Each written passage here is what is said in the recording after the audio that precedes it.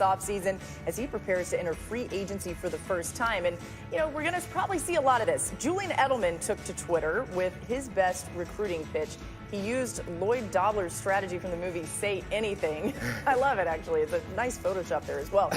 Okay, first of all, what do we think about Julian Edelman doing this and saying, baby, come back? And obviously, he's doing everything he can to try to get involved in the conversation here and get Brady back to the Patriots. Yeah, I mean, I don't think the tweet was the intention of the tweet wasn't to get Brady to come back. The intention of the tweet was to make us all laugh and have a good time. But I think he absolutely should be begging Tom Brady to come back because he has not really known life without Tom Brady. And he's a guy who people suggest might be a Hall of Fame caliber player because of the plays that he's made in big games. And that, in large part, is because of Tom Brady. So absolutely, baby, please come back. If I was Julian Edelman, I would be begging also. Oh, you see great receivers become real average when they have average quarterbacks. Right. And Julian Edelman, I think, is a really good receiver.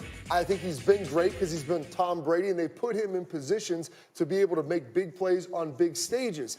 And the reality is with Tom, you look at the Patriots and what they can offer him. They can offer him one thing that nobody else can even touch, and that's the greatest coach in NFL history. He doesn't want that, though. And you say he doesn't, but for a guy who, during his entirety of his career, has prioritized winning, I can't believe that that's something that's going to change. Let me get Schefter into this. I am told Adam Schefter is ready to roll with us this morning, our insider extraordinaire, and there he is. Schefter, pick it up for us here. Last we were with you, you were correctly telling us, pay no attention to Tom Brady's social media post that set the world on fire last week. It's going to be part of a commercial, and of course it was. Now Julian Edelman is going all Lloyd Dobler Say Anything on us. Yeah.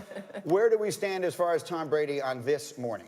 Well, what's amazing about that to me is that we're in the first week of February, and we have players, his teammates, his close friends, openly campaigning to keep him, as if it's even an issue. When did this happen that they have to beg and plead Tom Brady to come back? And that shows you, I guess, how real the issue is about whether or not he'll be back. Now, let me say this also. The team and Tom Brady have not had any contract discussions just yet. I would expect this to heat up and become an issue in the coming weeks here, well before March begins, because New England is not going to go into the free agent week, which begins on March 16th. Free agency officially kicks off on March 18th, that Wednesday, without having clarity about what it's going to do at the quarterback position. I would guess at some point in the next couple of weeks, they'll sit down with Tom Brady and they'll get an answer. They'll see if they can figure it out, make Julian Edelman happy, make the people in Foxborough happy, try to get Tom Brady back, or whether he's determined to go to the market, test that out, see what's out there, see the teams that are interested. I think Tom Brady, he's talked about being open-minded before, and I think he's excited about the possibility here of being recruited, about seeing the way other organizations work, about seeing the other side. They've been locked in this long-term relationship for a long period of time, and it just seems on the surface, if you got Julian Edelman and other people begging and pleading for Tom Brady to come back, that he'd like to go out and sort of see what's out there on the other side. And that seems to be where we're at today as we wait for the conversations between the two sides to commence here in the near future to figure out whether or not they can salvage this and continue their relationship together. Schefter, you reported over the weekend on Super Bowl Sunday that the Raiders are one of the teams that will be interested if indeed Brady does make it all the way to free agency. And so you're obviously talking to basically everyone about this. Do you get a sense that people around the league genuinely believe that Brady is available, that he is determined to take it all the way to free agency? Well, I think there's a general skepticism that they'll get him to leave New England, that eventually he'll do that because people have seen them together for so long that it's hard to imagine them apart, not a couple.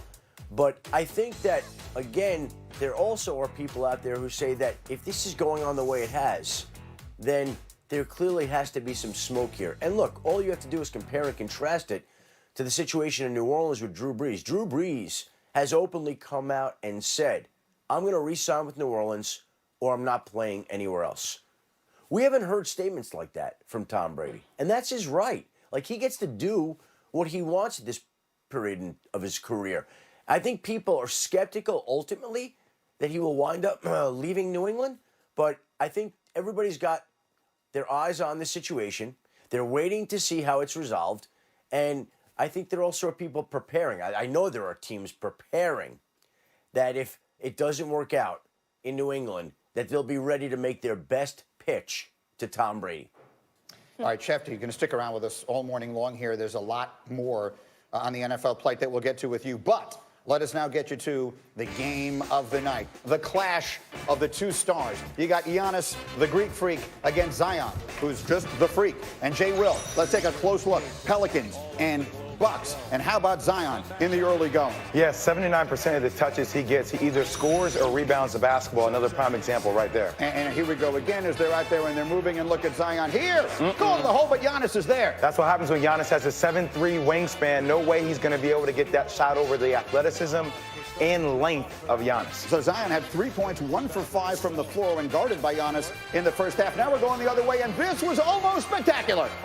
Look, if this would have gone down, the dexterity, the athletic ability, this is why this kid is special. Even though he missed it, still a highlight. And Antoine Moore was there for the putback. Pelicans had a 3-point halftime lead, but then second half, all Giannis. Look at him in the lane.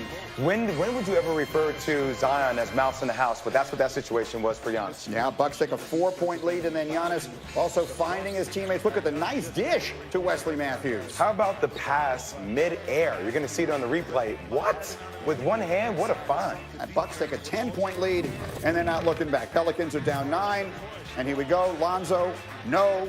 Giannis, hold on. Zion rips it right out of his hand. That's a snack for Zion right there. I mean, look, Giannis is very talented, a league MVP, but Zion is stronger physically. Look at Brook Lopez's reaction. I don't believe what I just saw. But in the fourth quarter, it's all Milwaukee. Wesley Matthews, 3-ball, corner pocket. Giannis finishes with 34 points, 17 rebounds. Bucks, a winner. It was one of those nights where I couldn't get my second jump layup to fall. It's frustrating sometimes when I feel like I can go do my 45-inch vert, like layup or dunk, and I'm like at 30, 35. So it is frustrating, but I'm never one to sit here and make excuses. They did play great defense, and just got to learn from it. Put a lot of guys, a lot of different looks to him. I was guarding him. Brook was guarding him, Robbie was guarding him, Pat was guarding him. Just tried to make him guess. Just tried to make that stuff as possible. Gonna be a really good player for a lot of years to come. You just gotta stay healthy, and you're gonna have a bright future. All right, so the numbers would suggest this was a rough night for Zion. Attempted 15 layups, made just 5 of those, 33% on those shots. Worst by any player in a game this year with at least 15 of the attempts. He winds up shooting 5 of 19 from the floor, but we bring Matt Barnes in with us as well here with Jay Will. Despite the fact that the numbers were what the numbers were, you thought it was a really good night for Zion. Tell us why. I thought it was a great night because he showed that he was aggressive, and these are the most shots he's taken in his NBA career. He had 19 shots on a night like this. And you're going against the league's MVP.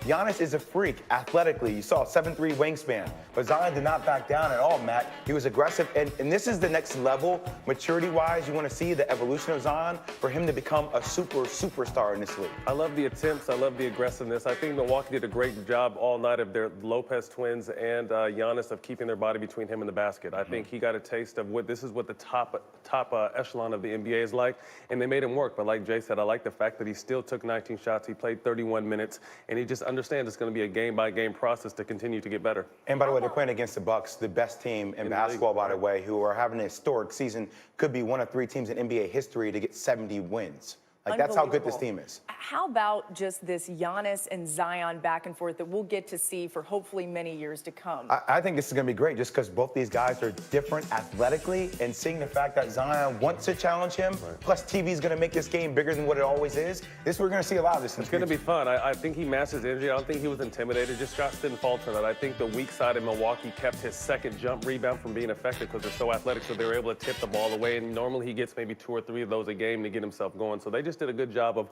like I said, walling up on him, but it's a learning experience, and it's going to be a blast for the next 10 to 12 years to watch. Okay, did you see this video surfacing yesterday of forward Kevin Durant running at the Nets facility? It's the first time he was seen working out since rupturing his Achilles, of course, in Game 5 of the 2019 NBA Finals. You see it there. Jay Will, what can you tell us about KD's rehab right now? Well, I've seen other videos of him working out. I think that he looks really good. I still do not think Kevin Durant's going to come back this season at all. I think the focus is on next year with Kyrie Irving. but still I think he's a little bit ahead of schedule. It's still challenging to come back from an Achilles injury, but we are talking about one of the best NBA players of all time. He's one of 6 NBA players in NBA history to average 27 points over the span of his career. Incredible. I had him on my podcast a few weeks ago, and he said he's starting to feel better. He's not going to play this season, but it's just a work in progress. He's excited to be able to get back out there and finally get a chance to work, but I think this is obviously a long-term play for the Nets. You know, what's the hardest part of all of this? I mean, Jay, Will, you know him so well. Matt, you do as well. What's the hardest part of this for him as he works his way back? I think just having to watch. You know, he's a competitor. He wants to get out there and play. He has a sour taste in his mouth. He lost in the finals. He left.